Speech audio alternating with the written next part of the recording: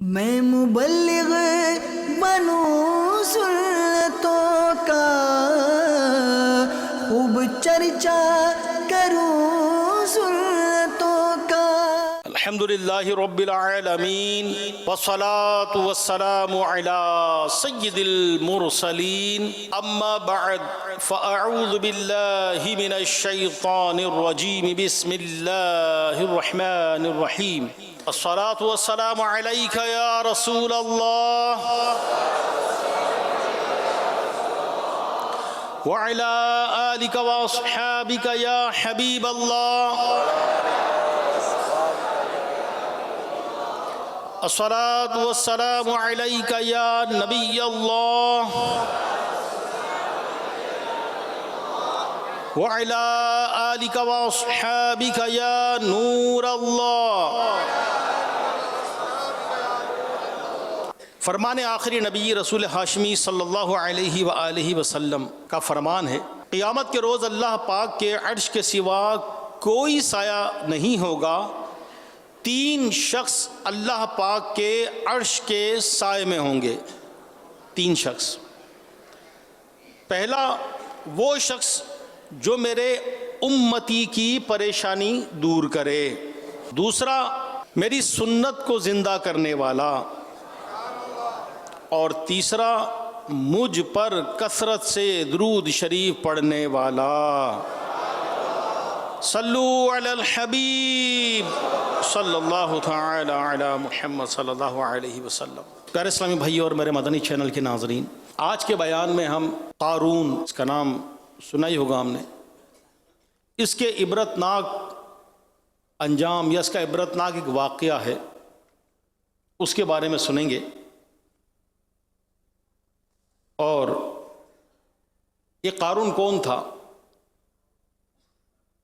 क़ारून अल्लाह पाक के नबी हज़रत मूसा अला नबीना व अलैहि सलातो सलाम का चचाज़ाद भाई था और शक्ल व सूरत में बहुत खूबसूरत भी था। आसमानी किताब तौरात शरीफ का बहुत अच्छा कारी भी था। यानी आप देखें कि मूसा अलैहि सलाम का चचाज़ाद भाई, शक्ल व सूरत में बहुत हसीन, और एक वक्त में ये आसमानी किताब तौरात शरीफ, जो उस वक्त किताब थी आसमानी किताब, उसका कारी भी बहुत अच्छा था ये। फिर अल्लाह पाक ने इसे माल अता फरमाया, बहुत माल मिला, इतना माल मिला, इतना माल मिला कि रिवायत के मुताबिक जब क़ारून सवार होकर निकलता तो कई खच्चरों पर इसके ख़जाने की सिर्फ चाबियाँ लादी जाती थीं। कई खच्चर, सिर्फ चाबियाँ, ख़जाना नहीं, यानी चाबियाँ इतनी। इतना माल मिलने के बाद होना तो ये चाहिए था कि ये अल्लाह पाक का शुक्रगुजार बंदा बनता कि अल्लाह तूने मुझे माल अता फरमाया है, अल्लाह पाक की नेमतों का शुक्र अदा करता और अल्लाह पाक के करीब होता। लेकिन इस पर ऐसी बदबख्ती तारी हुई, ऐसा बदबातिन निकला कि इसने सरकशी इख्तियार की और मुनाफिक हो गया। उलमाए किराम फरमाते हैं, क़ारून जो था वो हज़रत मूसा अलैहिस्सलाम से हसद किया करता था। चुनाचे इस बदबख्त ने चंद लोगों के साथ मिलकर अपनी एक अलग जमात बना ली।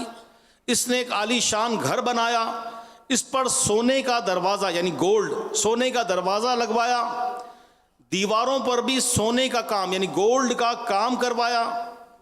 बनी इसराइल के जो लोग थे सुबह शाम इसके पास आते, इसके पास बैठ के खाने खाते, गप्पे लगाते, क़ारून को हंसाते, उसके साथ मजाक करते। क़ारून मूसा अलैहिस्सलाम को बहुत तकलीफ़ पहुंचाता, रंज पहुंचाता।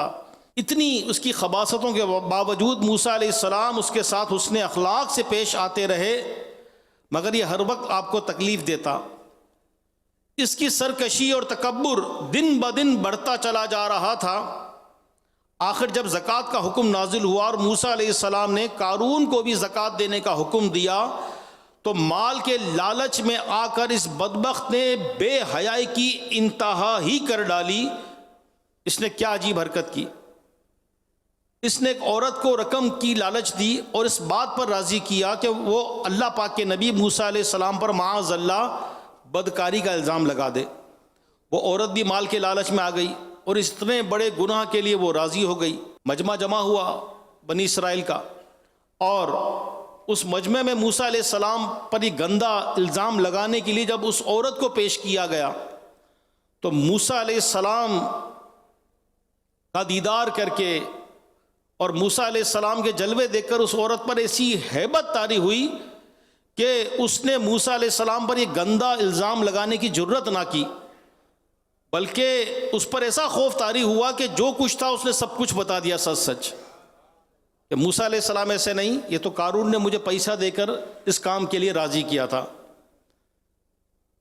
इस पर भी कारून नाकाम व नामुराद हुआ। लेकिन कारून की इतनी घटिया शरारत देखकर मूसा अलैहिस्सलाम को बहुत दुख हुआ, बहुत दुख हुआ। तो मूसा अलैहिस्सलाम ने सर सजदे में रखा और अर्ज़ किया, ए अल्लाह पाक, अगर मैं तेरा सच्चा रसूल हूं तो कारून पर गज़ब नासिल फरमा दे। ए अल्लाह, अगर मैं तेरा सच्चा रसूल हूं तो कारून पर गज़ब नाजिल फरमा दे। मूसा अलैहिस्सलाम की दुआ कबूल हुई और हुक्म हुआ, ए मूसा अलैहिस्सलाम, ज़मीन को आपकी बात मानने का हुक्म दे दिया गया है, आप इसे जो चाहें हुक्म दें। चुनाचे मूसा अलैहिस्सलाम ने ज़मीन को हुक्म दिया तो ज़मीन ने कारून, उसके साथियों और सारे ख़जानों को अपने अंदर धंसा लिया। तो मेरे प्यारे इस्लामी भाइयों, ये था कारून का इबरतनाक अंजाम। माल की मोहब्बत और माल के फितने ने इसको कैसा सरकश किया कि अल्लाह के नबी अलैहिस्सलाम को किस तरह सताया, इसने तकलीफ़ें पहुंचाई और कैसी कैसी नाफरमानियाँ की। और कितना माल कि कई कई खच्चरों पे तो इसके ख़जानों की चाबियाँ चला करती थी। ख़जाने का आलम क्या होगा। लेकिन बर्बाद हुआ, माल भी गया है, माल भी गया, खुद भी बर्बाद हुआ। अल्लाह पाक हमें माल की मोहब्बत से बचाए। मेरे शेख कामिल शेख तरीक़त अमीर आला सुन्नत दामत बरकातुहुम आलिया अपनी एक मुनाजात में अल्लाह पाक की दरबार में अर्ज़ करते हैं, हुब्बे दुनिया से तू बचा या रब, हुब्बे दुनिया से तू बचा या रब, आशिके मुस्तफ़ा बना या रब, आह तुग़यानिया गुनाहों की पार नैया मेरी लगा या रब, नफ्सो शैतान हो गए गालिब, नफ्सो शैतान हो गए गालिब, इनके चुंगल से तू छुड़ा या रब, हिर से दुनिया निकाल दे दिल से, बस रहूं तालिबे रजा या रब, आमीन बिजाहिन नबील अमीन सल्लल्लाहु अलैहि वसल्लम। मेरे प्यारे इस्लामी भाइयों, अल्लाह पाक से दुआ भी करते रहना चाहिए कि अल्लाह हमें माल के फितने से बचा, दुनिया की मोहब्बत से बचा। अच्छा, ये नहीं कि जिसके पास पैसा है वही माल की मोहब्बत में गिरफ्तार होगा। दुनिया तो चारों तरफ से आती है ना, घेरती है बंदे को, लंबी उम्मीदें दिलाती है, अब ये यूं गाफिल करती है। कुरान करीम में भी चंद मकामात पर इबरत के लिए कारून का जिक्र किया गया है। सूरतुल क़सस पारा नंबर 20 आयत नंबर 76, 77 और 77 में अल्लाह पाक कुरान पाक में इरशाद फरमाता है, तर्जमा कंजुल इरफान, बेशक कारून मूसा अलैहिस्सलाम की कौम से था, फिर इसने कौम पर ज्यादती की और हमने इसको इतने खजाने दिए कि जिनकी कुंजियां उठाना एक ताकतवर जमाअत पर भारी थी। जब इससे इसकी कौम ने कहा इतराओ नहीं, बेशक अल्लाह इतराने वालों को पसंद नहीं करता, और जो माल तुझे अल्लाह ने दिया है इसके जरिए आखिरत का घर तलब कर और दुनिया से अपना हिस्सा ना भूल और एहसान कर जैसा अल्लाह ने तुझ पर एहसान किया, और जमीन में फसाद ना कर, बेशक अल्लाह फसादियों को पसंद नहीं करता। मेरे प्यारे इस्लामी भाइयों और मदनी चैनल के नाजरीन, कुरान करीम में ये सूरतुल क़सस पारा नंबर 20 आयत नंबर 76 और 77 का तर्जमा कंजुल इरफान मैंने आपको अर्ज़ किया। इसमें कारून को 5 नसीहतें की गई जो बनी इसराइल के नेक मुसलमानों ने की थी। कि अगर कारून इन नसीहत को मान लेता, इन पर अमल करता तो बुरे अंजाम से बच सकता था, मगर ये बदबख्त था, इसके दिल पर स्याही चढ़ी हुई थी। इस बद अंजाम ने नेक मुसलमानों की नसीहतों को संजीदा न लिया, इनकी प्यारी प्यारी नसीहतों को एक कान से सुना और दूसरे से निकाल दिया। फिर नतीजा क्या हुआ? ये बदबख्त अपनी सरकशी में बढ़ता चला गया, यहाँ तक कि हज़रत मूसा अलैहिस्सलाम की गुस्ताखी करके ज़मीन में धंसा दिया गया और रहती दुनिया तक निशाने इबरत बन गया। हमारे लिए इसमें सीखने की क्या क्या बातें हैं, और ये बातें रहती दुनिया तक के लोगों के लिए है। पहली नसीहत ये जो कुरान पाक में आया, इतराओ नहीं, बेशक अल्लाह इतराने वालों को पसंद नहीं करता। पहली नसीहत क्या? ए कारून, अल्लाह पाक ने तुम्हें माल दिया है तो इस माल पर फख्र व तकब्बुर करने, शेखी मारने से बाज रहे। अल्लाह पाक तकब्बुर में आकर शेखी मारने वालों को पसंद नहीं फरमाता। अल्लाह ने माल दिया, क्यों इतरा रहा है, क्यों तकब्बुर कर रहा है, क्यों गुरूर कर रहा है, क्यों फख्र कर रहा है? मेरे प्यारे इस्लामी भाइयों, जब कोई नेमत मिलती है तो दो तरह की खुशी होती है इंसान को। यानी खुशी मिलती है, लिखा है इसमें कि खुशी दो तरह की है। एक ये है कि बंदे को खुशी मिली तो वो शेखी दिखाने लगा, इतराने लगा, गुरूर और तकब्बुर में मुब्तला हो गया और वो हलाकत की तरफ चल निकला, यानी दिखावे में चला गया, रियाकारी में चला गया, दूसरों को हकीर समझने लगा, अपनी उस नेमत के जरिए अल्लाह पाक का नाफरमान बन गया। तो लिखा है कि ये ऐसी खुशी हराम है। और एक खुशी और होती है, क्या? बड़ी प्यारी बात लिखी कि दूसरी खुशी वो होती है कि बंदा अल्लाह पाक का शुक्र अदा करता है, अल्लाह पाक का शुक्र अदा करता है कि अल्लाह मैं इस काबिल नहीं था, तूने अता फरमा दिया। है मौला, ये जो कुछ मिला है मेरा कुछ नहीं, तेरा करम है अल्लाह। फिर माल मिला तो वो माल अल्लाह की राह में खर्च करता है, लोगों पे सखावत करता है, नेक काम करता है, उसकी ज़कात देता है, सदका खैरात करता है, गरीबों की मदद करता है, लोगों का एहसास करता है कि अगर इसके पास कुछ नहीं, मेरे पास है, तो मुझे जो दिया है मेरे रब ने दिया है, तो मैं गरीबों की मदद करूँ, अल्लाह की राह में दूँ, नेक काम करूँ। तो वो खुशी का इजहार यूं होता है, अल्लाह पाक उस पर उसका अजर अता फरमाता है। और दिल की भी कैफियत हो साथ साथ, जिस तरह पारा नंबर 11 सूरह यूनुस आयत नंबर 58 तर्जमा कंजुल इरफान, अल्लाह पाक क्या फरमाता है कुरान करीम में? तुम फरमाओ अल्लाह के फजल और इसकी रहमत पर ही खुशी मनानी चाहिए। ये आशिकान रसूल, हमें चाहिए कि हम हमेशा के लिए ये बात अपने दिल में बिठा लें और अपनी ये आदत बना लें कि कोई छोटी से छोटी नेमत मिले या बड़े से बड़ा कोई नाम मिले, हमें इस पर फ़ख्र, गुरूर, तकब्बुर नहीं करना चाहिए, इतराना नहीं चाहिए, शेखी नहीं दिखानी चाहिए, बल्कि अल्लाह पाक के हुजूर सजदा शुक्र अदा करना चाहिए, शुक्राने के नवाफिल पढ़ना चाहिए। और कई लोगों को तो यहाँ तक बाज़ों का सुनने में आता है, बल्कि अल्लाह के नेक बंदों के वाक़यात है कि उनके तो खुशी से यूं आंसू निकल जाते कि मौला मैं इस काबिल नहीं था, या अल्लाह मैं इस काबिल नहीं था, जो कुछ है सब तेरी अता है, जो नेमत मिली है वो रब की अता से ही मिलती है। देख लीजिए कारून को कितना माल मिला, ये माल अल्लाह पाक का इनाम ही था, लेकिन ये बदबख्त हो गया, इतरा गया, फ़ख्र करने लगा, तकब्बुर करने लगा, अल्लाह पाक का नाफरमान हो गया, सरकश हो गया, बागी हो गया, अल्लाह पाक के नबी अलैहिस्सलाम का गुस्ताख और बेअदब हो गया। तो अंजाम क्या निकला? ज़मीन में धंसा दिया गया, बर्बाद हो गया, हलाक हो गया, इसका माल कुछ काम ना आया इसके।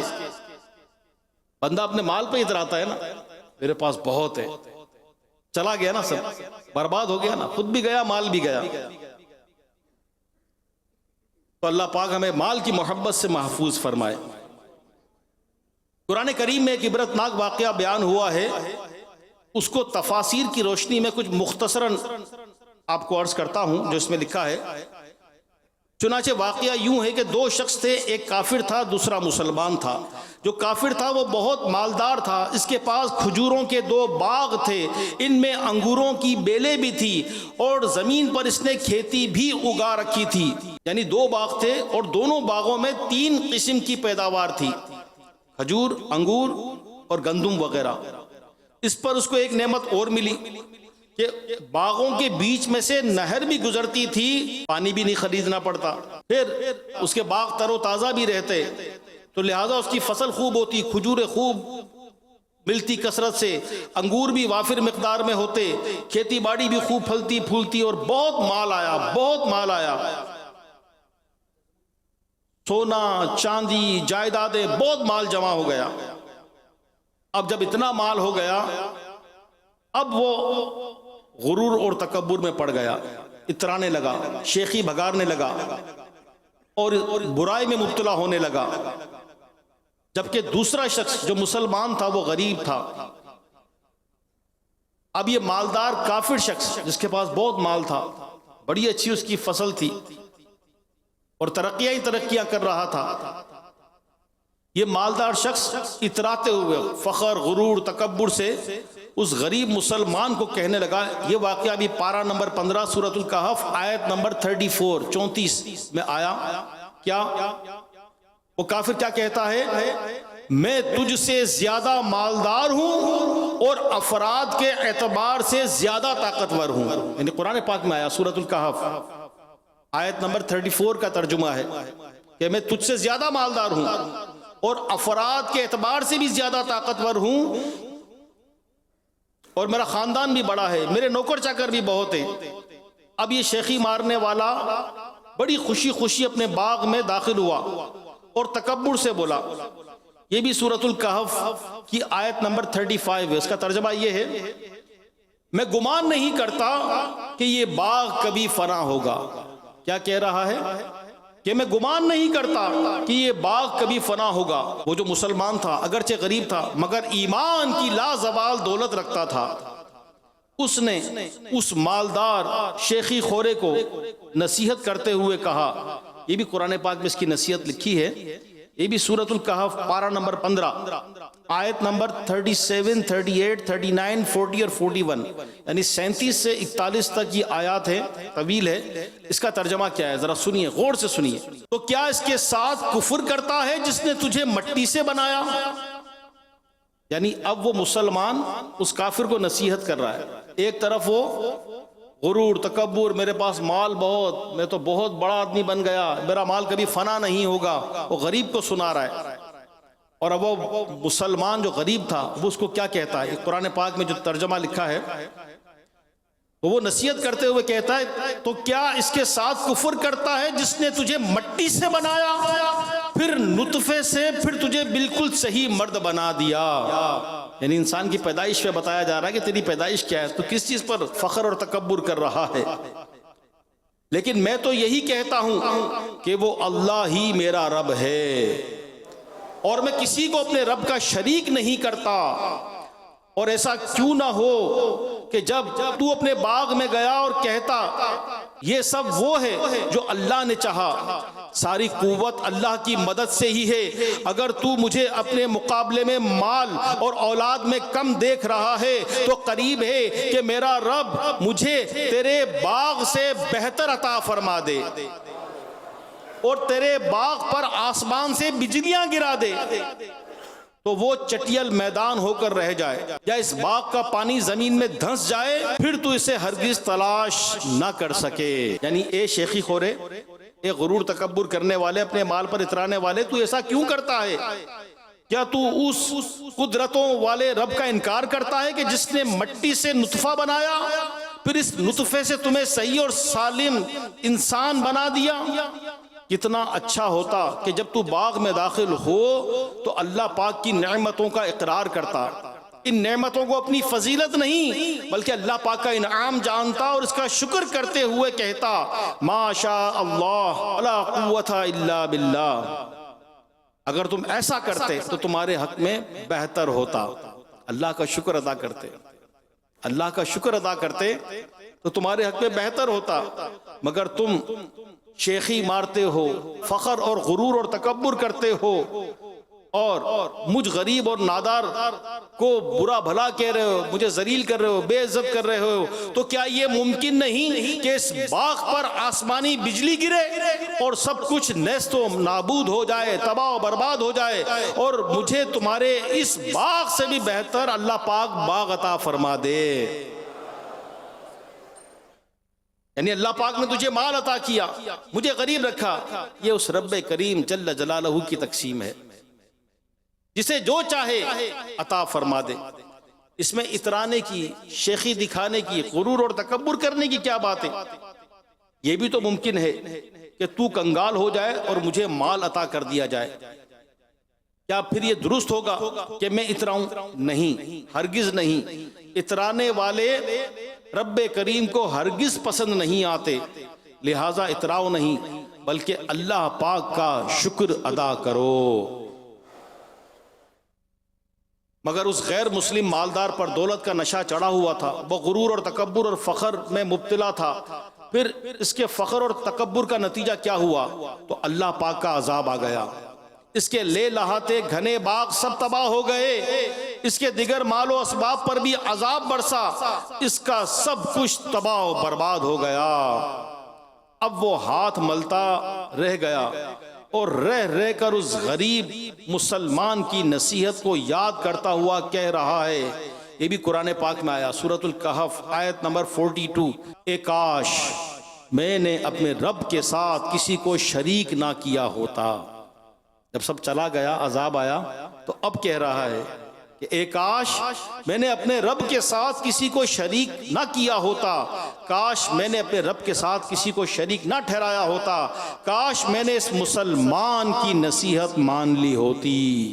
अब पछताने से क्या हो? अब मजीद अल्लाह पाक फरमाता है, आयत नंबर 43, 44, 43 और 44। क्या? तर्जमा कंजुल इरफान। और इसके पास कोई जमात ना थी जो अल्लाह के सामने इसकी मदद करती, और ना ही वो खुद बदला लेने के काबिल था। यहां पता चलता है कि तमाम इख्तियार सच्चे अल्लाह का है। ये बहुत खूबसूरत बात है। कुरान करीम का ये जुमला हमें अपने दिल पर नक्श कर लेना चाहिए कि तमाम इख्तियार सच्चे अल्लाह का है।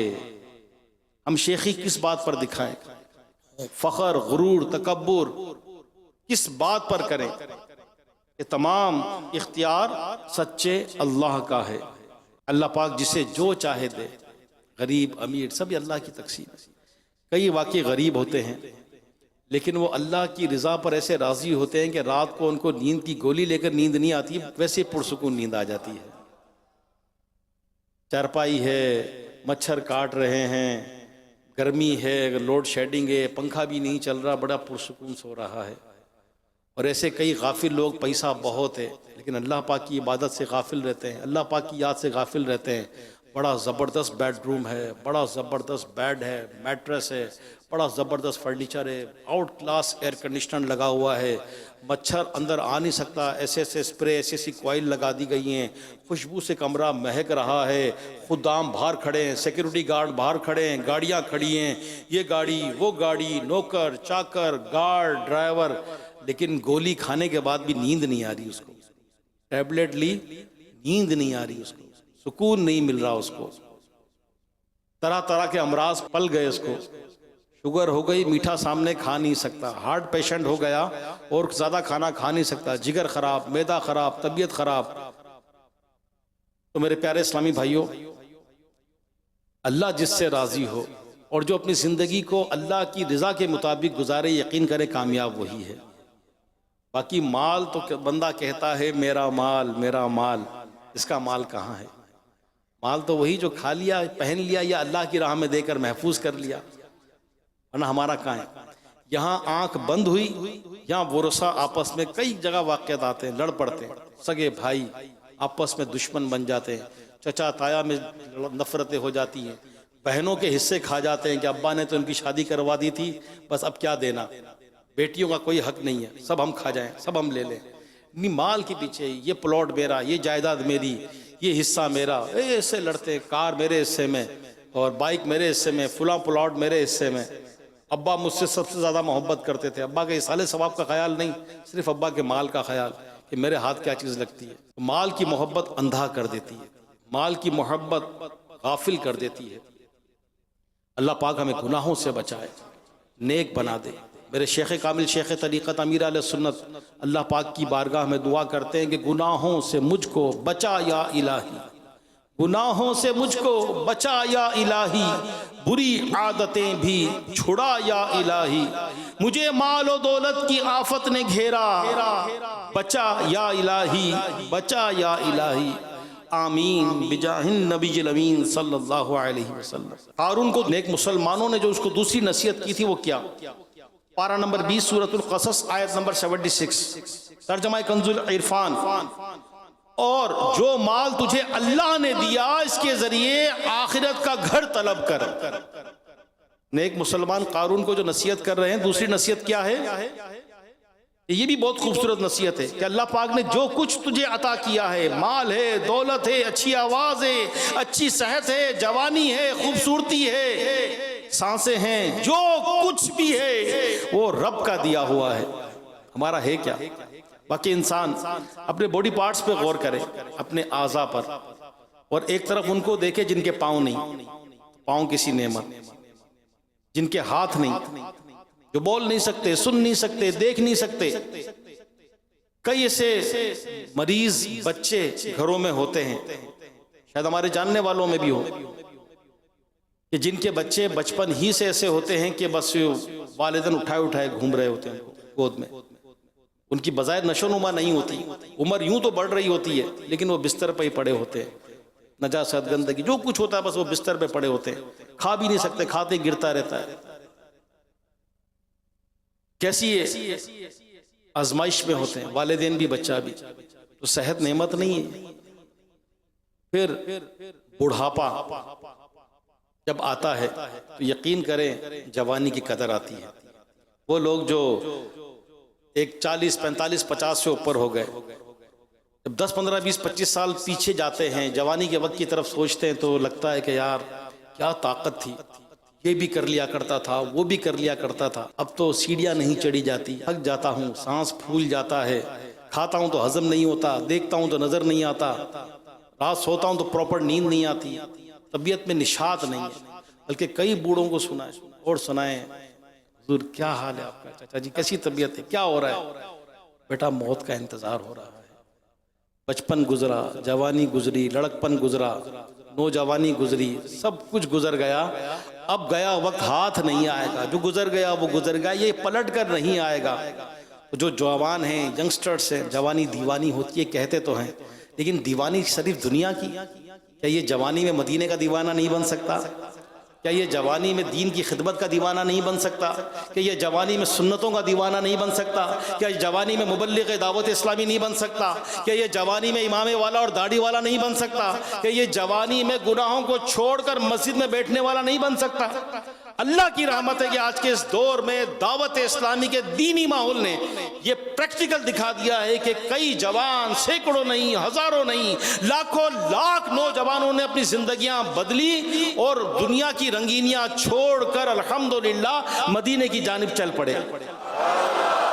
अल्हम्दुलिल्लाह, अल्हम्दुलिल्लाह। और कई ऐसे लोग ये मिलते हैं, अब हम भी 50+ हो गए, माहौल में जब आए थे 17-18 साल उम्र थी, तो कई लोग मिलते हैं 14, 15, 16 साल उम्र। तो जब ये सोचते हैं तो वाकई जब नजर जाती है मर्द कलंदर, शेख कामिल, शेख तरीक़त, अमीर अहले सुन्नत, वली नेमत, कि जिनकी निगाह विलायत असर से सैकड़ों नहीं, हजारों नहीं, लाखों नहीं, करोड़ों जिंदगियां बदल गई। घरों में अब दूसरी, तीसरी, चौथी, बल्कि बाज़ जगह तो 5वीं नस्ल का सुनते हैं। कौन है? अत्तारी है, दामन अत्तार से वाबस्ता है, अमीर अहले सुन्नत के दामन से वाबस्ता है। नस्लों की नस्लें बदल गई। ये दीनी माहौल, अच्छी सोहबत, तो जो जवानी है इसका अभी फायदा उठा ले।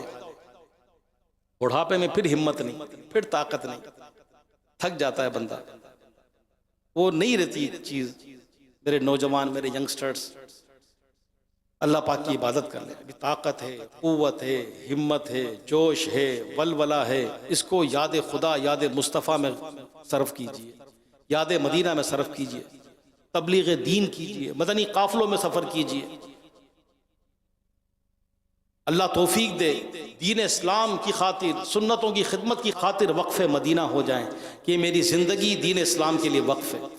काश अल्लाह पाक कबूल फरमा ले। तो अल्लाह की कितनी नेमतें हैं, कितनी नेमतें हैं। तो उन नेक मुसलमानों ने हारून को क्या नसीहत की? दूसरी नसीहत कि जो माल तुझे अल्लाह ने दिया है इसके ज़रिए आखिरत का घर तलब कर, सिर्फ दुनिया ही में गुम होके ना रह जा, दुनिया तो चली जाएगी। पारा नंबर 30 सूरतुल फजर आयत नंबर 24 में अल्लाह पाक इरशाद फरमाता है, तर्जमाए कंजुल इरफान, ए काश मैंने अपनी ज़िंदगी में कोई नेकी आगे भेजी होती। अभी वक्त है, अभी हम जिंदा हैं, काश हम इस नसीहत को कबूल कर लें। उलमा फरमाते हैं कि एक एक नेकी क़यामत के दिन काम आएगी। किसी नेकी को छोटा समझ के ना छोड़े, छोटा सा अमल है, क्या पता वही मग़फ़िरत का ज़रिया बन जाए। और किसी गुनाह को छोटा समझ के ना करें कि यार छोटा सा गुनाह है, क्या है, छोटी सी तो बात है, क्या पता वही गुनाह हमारी पकड़ का सबब बन जाए, क्या पता उसी गुनाह की वजह से अल्लाह नाराज़ हो जाए। बाज़ औक़ात बंदा हंसी मजाक में झूठ बोलता है, अरे छोटी सी तो बात है, अरे मजाक कर रहा था। नहीं, हमें गुनाह से बचना है, हमें अल्लाह पाक को राज़ी करने वाले काम करने हैं। हदीस पाक में आता है, आदमी कहता है मेरा माल मेरा माल। ए इब्ने आदम, तेरा माल वही है जो तूने खाकर फना कर दिया, पहनकर बोसीदा कर दिया या सदका देकर आगे भेज दिया। एक मरतबा अल्लाह पाक के आखिरी नबी रसूल हाशमी सल्लल्लाहु अलैहि वसल्लम के घर मुबारक पर एक बकरी ज़िबा की गई और उसका सारा गोश्त तकसीम कर दिया गया, मगर कंधे का गोश्त रख लिया गया। हमारी प्यारी अम्मी जान उम्मुल मुमिनीन हज़रत आयशा सिद्दीक़ा रज़ियल्लाहु ताला अन्हा फरमाती हैं, नबी अकरम नूर मुजस्सम सल्लल्लाहु अलैहि वसल्लम तशरीफ़ लाए। पूछा, ए आयशा, बकरी के गोश्त में से कितना बाकी बचा? बहुत तवज्जो से सुनिएगा। आका करीम अलैहिस्सलातु वस्सलाम क्या फरमा रहे? ए आयशा, बकरी के गोश्त में से कितना बाकी बचा?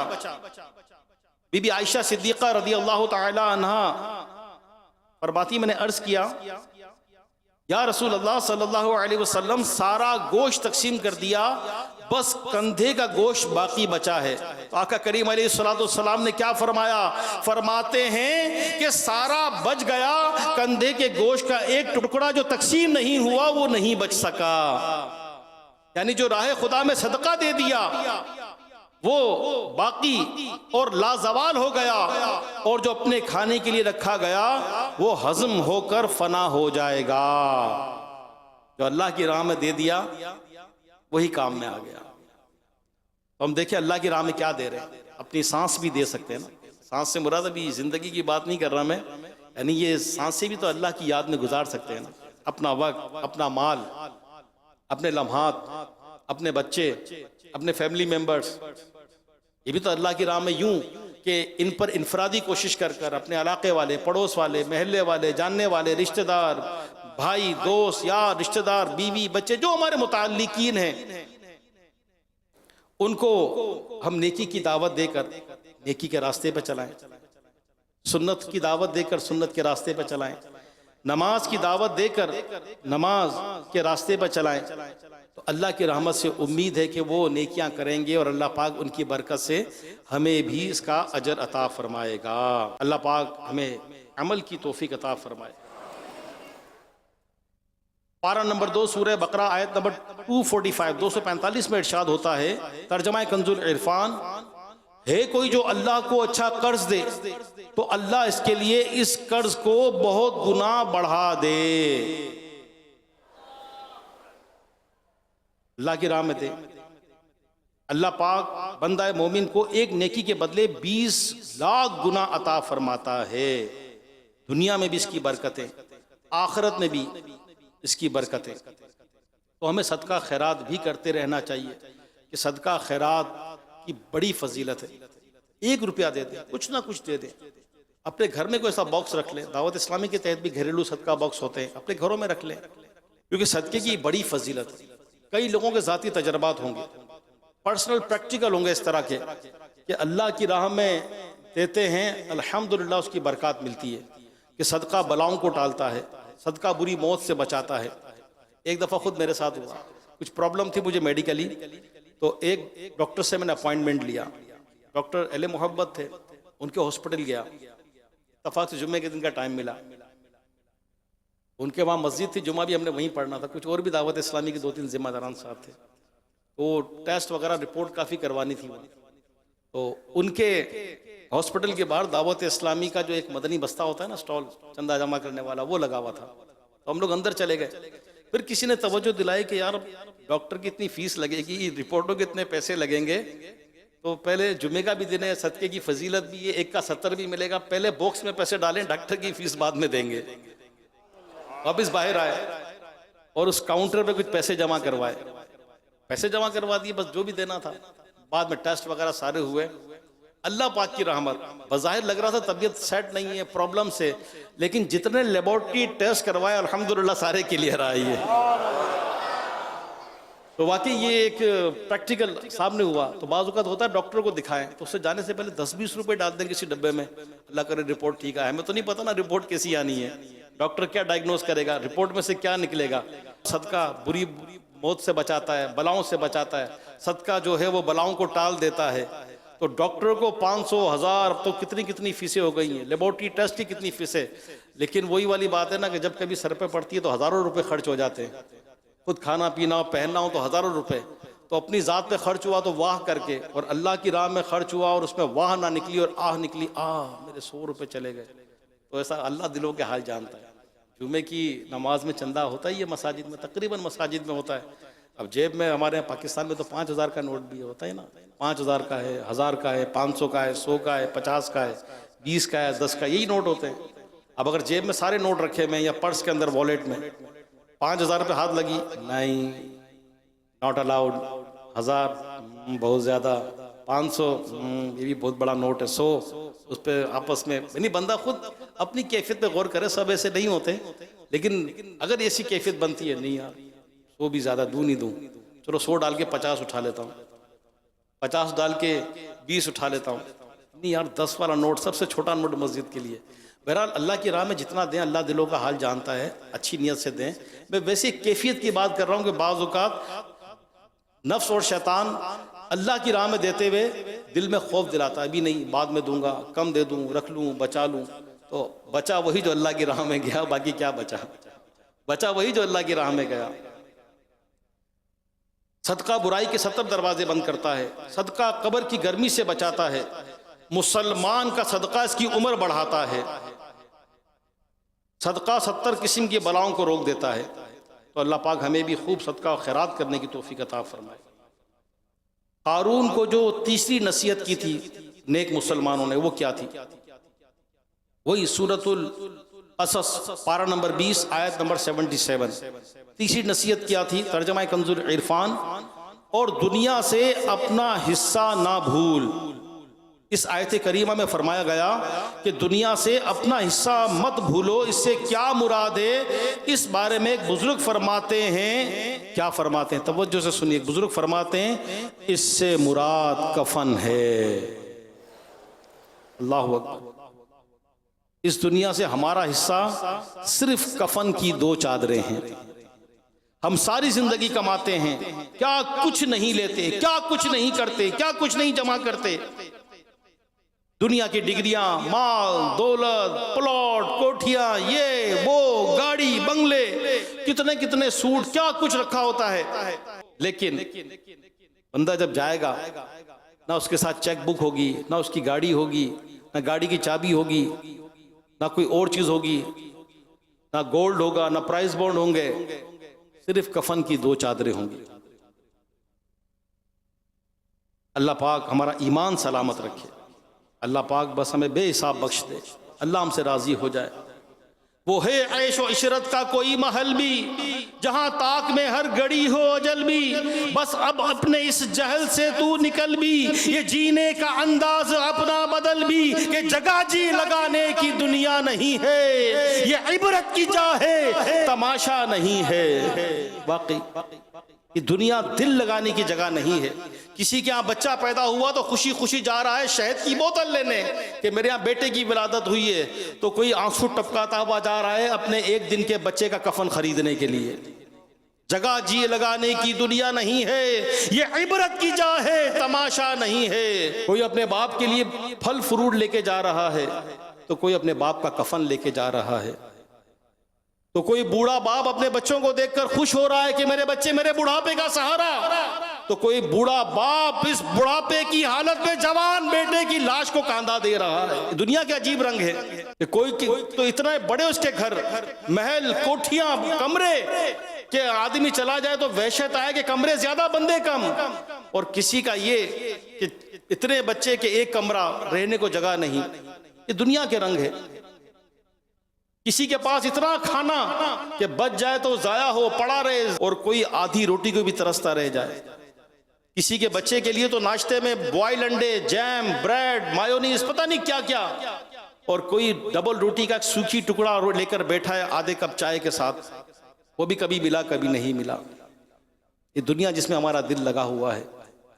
बड़े बड़े महल, बड़े बड़ी कोठियां, और एक तरफ झोंपड़ियां, अपना घर नहीं।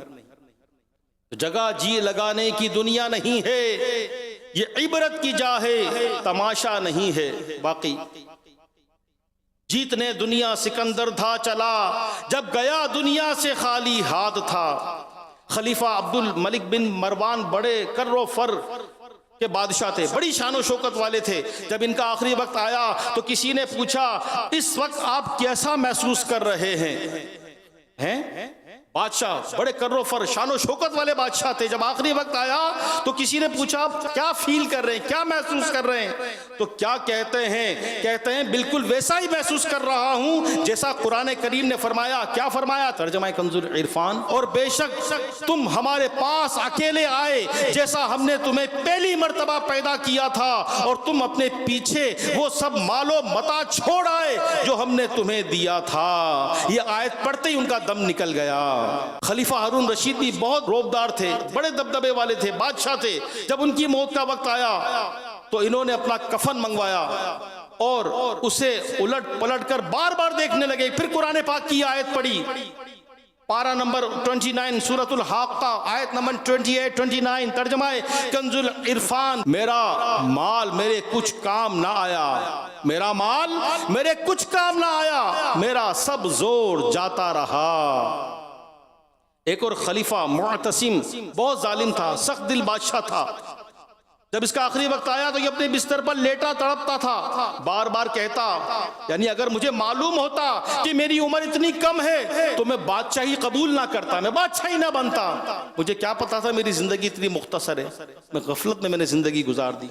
ये आशिकाने रसूल गौर फरमाइए, ये तो बादशाहों के इबरतनाक जुमले हैं। वो बादशाह जिन्होंने ऐशो इशरत में जिंदगी गुजारी, खजानों के अंबार इनके हाथों में थे, खुद्दाम थे, कनीजें थी, महल था, लेकिन आखिरी वक्त वो भी कफन देखकर पछता रहे थे कि मेरा बस अब कफन ही आखिरी लिबास है।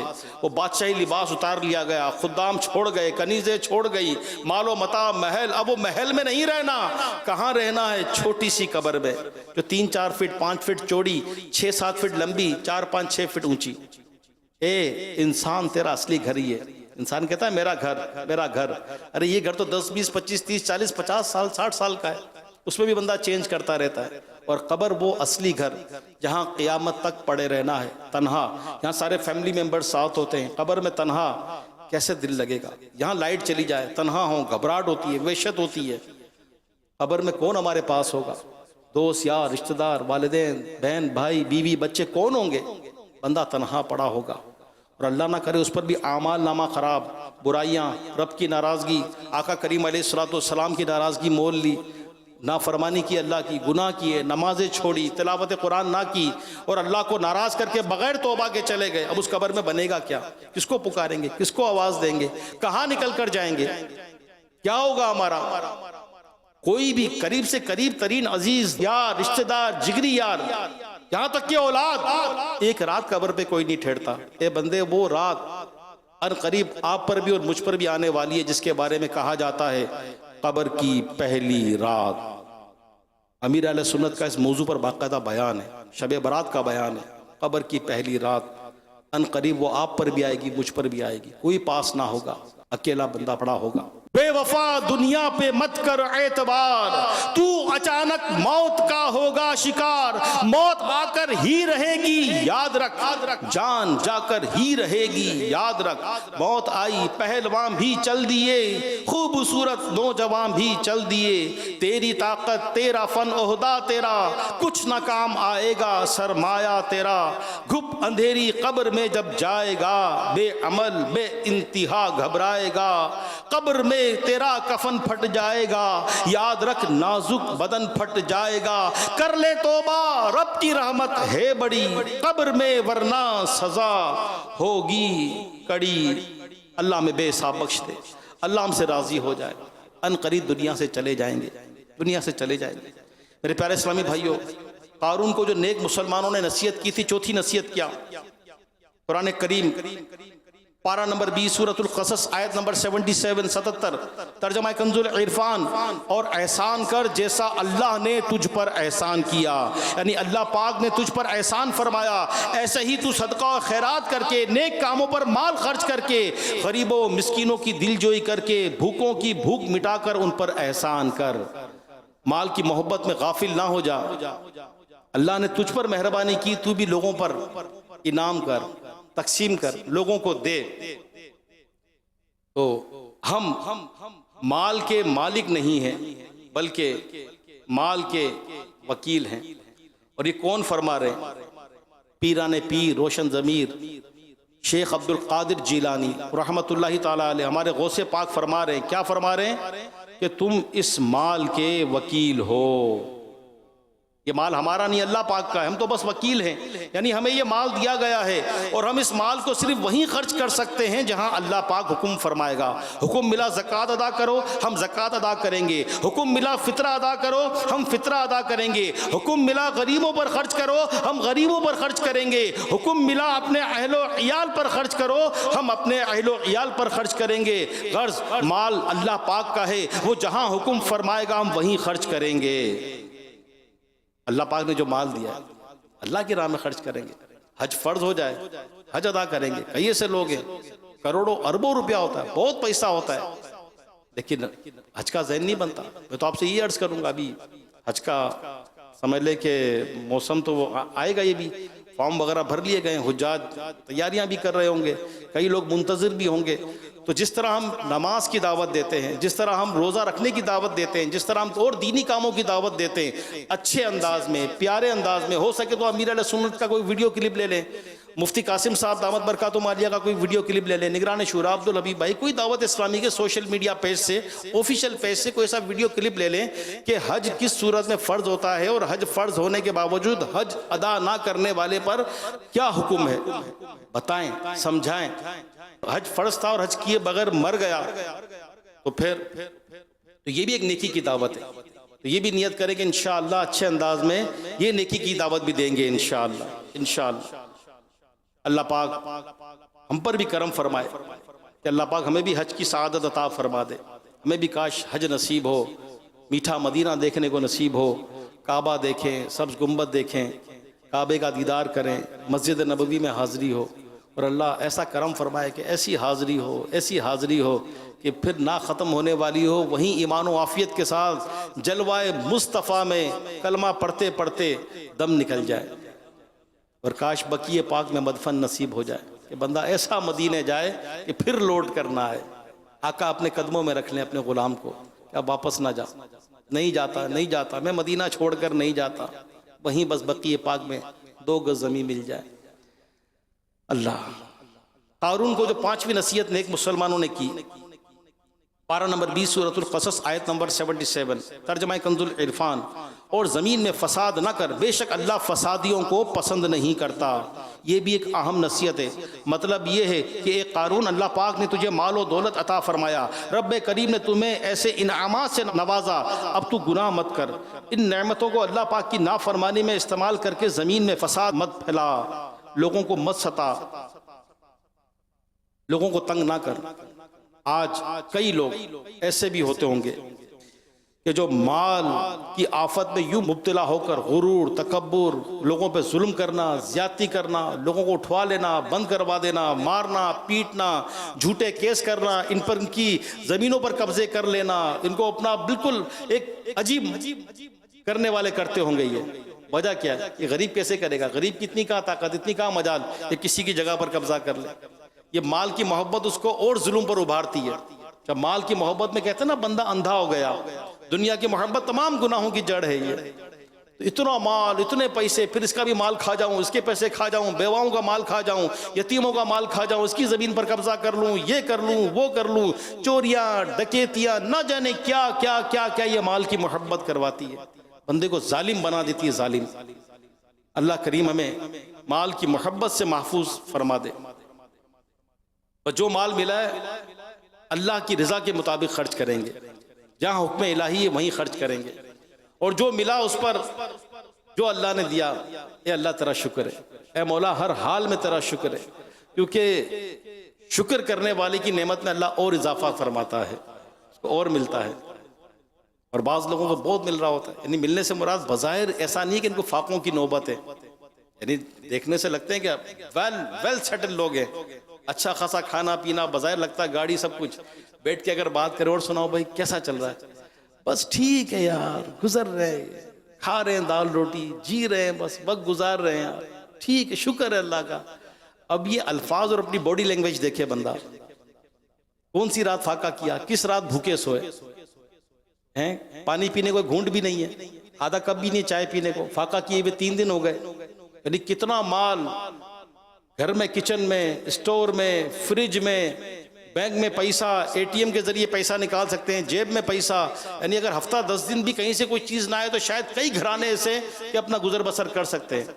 सबकी बात नहीं कर रहा, बास के हालात तंग भी होते होंगे, लेकिन ये सांसें चल रही, अल्लाह की नेमत नहीं है। जिस्म के आज़ा सलामत है, सेहत है, कि अल्लाह की नेमत नहीं है? सबसे बढ़कर ईमान सलामत है कि अल्लाह की नेमत नहीं है। नाशुक्री किस बात पे बंदा करता है? यार हालात ठीक नहीं है मेरे यार, बस यूं यार, पता नहीं क्या हो गया, मजा नहीं है जिंदगी में। अरे सजदे करो मजा आ जाएगा, तिलावत कुरान करो मजा आ जाएगा, सुकून तो अल्लाह की याद में है, वो हम लेते नहीं। किसी एक अहले इल्म के पास कोई शख्स बैठा, कहा कि मुझे अपनी ज़िंदगी में मज़ा नहीं आता, सुकून नहीं मिलता, बड़ी बेसुकूनी है, बड़ी अजीब तबीयत है, टेंशन है, सोचे बिखरी होती है, मज़ा नहीं आता, बगैर फिक्र के फिक्रात, जहन मुंतशिर रहता है, अजीब खौफ और अजीब मेरी कंडीशन है, क्या करूं? बड़ी प्यारी बात फरमाई। इल्म नूर है ना, इल्म वाले तो फिर नसीहतें करते हैं। वो इल्म वाले उस शख्स को कहते हैं कि प्यारे भाई अपने शबो रोज़ पर गौर करो कि अल्लाह पाक की नाफरमानी तो नहीं करते, गुनाह तो नहीं करते, आंखों से बदनिगाही तो नहीं करते, ज़बान से कोई फौहश कलामी तो नहीं करते, कान से कोई गंदी चीज़ तो नहीं सुनते, कहीं ऐसा तो नहीं अल्लाह पाक ने जो आज़ादी है इससे अल्लाह पाक की नाफरमानी करते हों, रातों को बेहयाई के मनाजिर देखते हों, गुनाह करते हों अपनी आंखों के ज़रिए, अपने जिस्म के दिगर आज़ा के ज़रिए? तो अगर ऐसा करते हो तो अपनी हालत पर खुद गौर करो कि हमारी ये हालत किसी और ने नहीं बनाई, बल्कि हमारे गुनाहों की नहूसत है जिसने हमें बेचैन किया हुआ है। ये हमारे गुनाहों की नहूसत है कि जिसने हमें बेचैन किया हुआ है। फजर में अगर आंख नहीं खुलती है, फजर की नमाज नहीं पढ़ते, जमात वाजिब है, बगैर जमात के पढ़ते हैं, जमात से नमाज छूट जाती है, फजर छूट जाती है, झूठ बोलते हैं, गालियां बकते हैं, हराम माल कमाते हैं, हराम खाते हैं, लोगों का दिल दुखाते हैं। अगर गुनाह करते रहेंगे तो गुनाहों की आग में सुकून कैसे मिलेगा? बेसुकूनी, बेचैनी होनी है। तो अल्लाह पाक हमें तौबा की भी तौफीक अता फरमाए, अल्लाह पाक नेक बंदों के सदक़े हमें नेक बना दे, अल्लाह पाक हमें अच्छा बना दे। दावत इस्लामी का दीनी माहौल बहुत प्यारा माहौल है मेरे प्यारे इस्लामी भाइयों। दावत इस्लामी के मदनी काफ़िलों में हमें सफ़र करते रहना चाहिए। बाकी एक ऐसा प्रैक्टिकल है, एक ऐसी चीज़ है ये कि मदनी काफ़िले में सफ़र करके बंदा होता है ना कि दुनिया से हम यूँ तो गोशा नशीनी नहीं कर सकते, ज़ाहिर बात है दुनिया में रहकर ही सारे काम करने, काम काज भी है, बिजनेस है, नौकरी है, फैमिली मेंबर्स हैं, लेकिन अमीर अहले-सुन्नत जो वली कामिल हैं, क्या प्यारा नुस्खा दिया कि चले मुस्तकिल अगर नहीं कर पाते तो अल्लाह पाक के ऐसे भी बंदे हैं जिनकी ज़िंदगियाँ दीन की खिदमत के लिए वक्फ़ हैं, 12-12 माह के राह खुदा के मुसाफिर बनते हैं, एक माह के मदनी काफ़िलों में सफ़र करते हैं। तो अगर ये हो जाए तो बहुत ही अच्छा है, वरना हर माह 3 दिन मदनी काफ़िले में लाजमी सफ़र हो, करेंगे इंशाअल्लाह। अच्छा हर माह 3 दिन, तो 30 दिन में से 3 दिन ओनली 10%, अभी भी 90% दुनिया में ही लगे हुए हैं। अभी भी 90% जो है 90% दुनिया में ही है। सिर्फ 3 दिन, उसमें भी एक आध दिन छुट्टी का आ गया, बल्कि बाजू का तो 2 दिन छुट्टी के मिल जाते हैं। लेकिन अल्लाह की राह में जो है वो फारिग वक्त ही देना है, काम का वक्त दुनिया के लिए, फारिग वक्त अल्लाह की राह के लिए। चलें जो दें इस दौर में। इसी तरह दावत इस्लामी का एक दीनी काम है, एक दिन राह खुदा में। क्या बात है, कई आशिकाने रसूल अल्हम्दुलिल्लाह दावत इस्लामी के इस काफ़िलों के साथ सफ़र करते हैं। 12-12 माह, एक माह, 12-12 दिन, 3-3 दिन, और हफ्ते में एक दिन राह खुदा में भी निकालते हैं। किसी ऐसे इलाके में जाते हैं जहाँ इतना काम मजबूत नहीं है, ज़्यादा काम की ज़रूरत है, तो यूँ दावत इस्लामी के वालों के साथ मिलकर राह खुदा में भी सफ़र कीजिए, इंशाअल्लाह बहुत कुछ सीखने को मिलेगा। इसी तरह हमारी ज़िंदगी नेक आमाल के मुताबिक हो, ये सीखने का एक ऐसा स्केड्यूल दे दिया अमीर सुन्नत ने। नेक आमाल इस्लामी भाइयों के लिए 72, 72, इस्लामी बहनों के लिए 63, इसकी एप्लीकेशन भी है। तो आज ये भी नियत कीजिए कि मैं इंशाअल्लाह नेक आमाल पर अमल करूँगा। रोज़ाना इसका जायज़ा लिया कीजिए, इसकी मोबाइल एप्लीकेशन भी है। और वाकई जब ज़िंदगी नेक आमाल के मुताबिक गुजरेगी तो इंशाअल्लाह मदीना मदीना मदीना हो जाएगा इंशाअल्लाह। और मैं तो मशवरा दूंगा, ये हाजी जमजम अतारी रहमतुल्लाह ताला अलैह फरमाते थे कि पहले मदनी नाम था, अब ये 72 नेक आमाल हैं इस्लामी भाइयों के लिए। तो फरमाते थे कि इसको लेकर अपने साथ दिल के साथ लगा के रखेंगे, काश ये नेक आमाल दिल में भी उतर जाएं। हालांकि मैं खुद भी अपना नेक आमाल का जायज़ा मोबाइल एप्लीकेशन पे लेता हूँ। पहले तो रिसाले पे लेते थे, तो अब ये कि रिसाले के लिए कभी रिसाला आगे पीछे किसी को तोहफे में दे दिया, कभी पेन नहीं है, कभी रात गए तो लाइटें बंद है घर की, मकसद रूम की, अब वहाँ लाइट जलाएंगे कोई डिस्टर्ब होगा। तो फिर ये था कि चलें इसका जब जदीद टूल हैं तो मोबाइल में इसका नेक अमाल का जायज़ा ले लें। लेकिन जमजम भाई फरमाते थे कि एक वली कामिल की तरफ से ये तोहफ़ा है, इसको लेकर अपनी दिल से लगा के रखेंगे। तो मैं आपको भी ये मशवरा दूंगा कि ये नेक अमाल लीजिए और शजरा शरीफ भी अपने पास रखा करें, बड़ी बरकत है इसकी। और पढ़ा भी कीजिए, रखने की भी बरकत है तो पढ़ने की कितनी होगी, और पढ़ना चाहिए। हमने एक वली कामिल का दामन थामा है, उन्होंने औराद व वज़ाइफ दिए हैं हर नमाज के बाद पढ़ने के। इसी तरह रात को क्या पढ़ें, सुबह शाम क्या पढ़ें, हिफाजत के लिए क्या पढ़ें।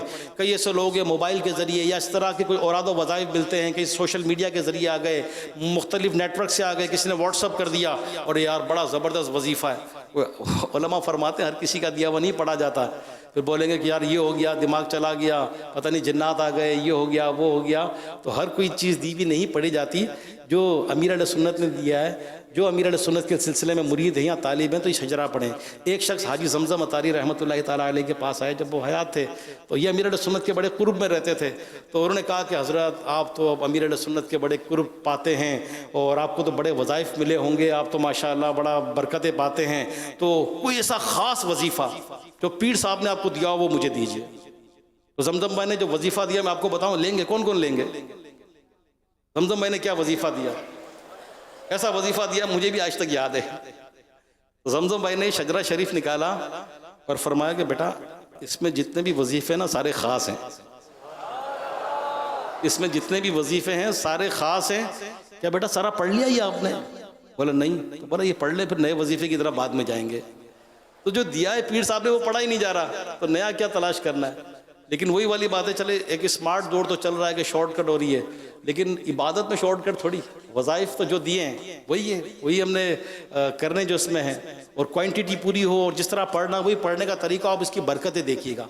हम पढ़ते नहीं हैं, फिर लग जाते हैं कभी इसके पीछे कभी उसके पीछे, कभी इससे कुछ लेने जा रहे हैं उससे लेने जा रहे हैं। तो जो हम नारा लगाते हैं कि यक दर गिर और मोहकम गिर, एक दर पकड़ मजबूती से पकड़, तो जो मिल रहा है वो तो ले नहीं रहे। फिर हर हफ्ते मदनी मुज़ाकरा, क्या बात है मदनी मुज़ाकरों की कि शेख कामिल, शेख तरीक़त, वली कामिल खुद तशरीफ़ फरमाए, खुद बैठे हैं, लाइव हैं। और कराची वालों की कैसी खुशनसीबी, जब अमीर अहले सुन्नत यहाँ मौजूद होते हैं कराची में तो मलफूज़ात भी सुनते हैं, इरशादात भी सुनते हैं और साथ साथ दीदार भी कर रहे होते हैं। तो मदनी मुज़ाकरा मिस नहीं होना चाहिए। कई किताबें पढ़ते हैं, उस किताबों का निचोड़, फिर तजर्बात का निचोड़, फिर रूहानियत, फिर विलायत, फिर बहुत कुछ मदनी मुज़ाकरों में मिलता है। तो नियत कीजिए कि इंशाअल्लाह हर हफ्ते को जो मदनी मुज़ाकरा होता है इशा की नमाज के बाद, अगर कराची में हुआ, मेरे लिए पॉसिबल हुआ तो फैज़ान मदीना में आकर, वरना सुकून के साथ, तवज्जो के साथ, और हो सका तो इस्लामी भाइयों के साथ मोबाइल को छोड़कर तवज्जो से मदनी मुज़ाकरा में देखा करूँगा। इंशाअल्लाह इसकी बड़ी बरकत मिलेगी। अल्लाह करीम हमें अमल की तौफीक अता फरमाए। आमीन बिजाहिन नबील अमीन सल्लल्लाहु अलैहि व आलिहि वसल्लम। मैं मुबल्लिग बनूं सुन्नतों का, चर्चा करूं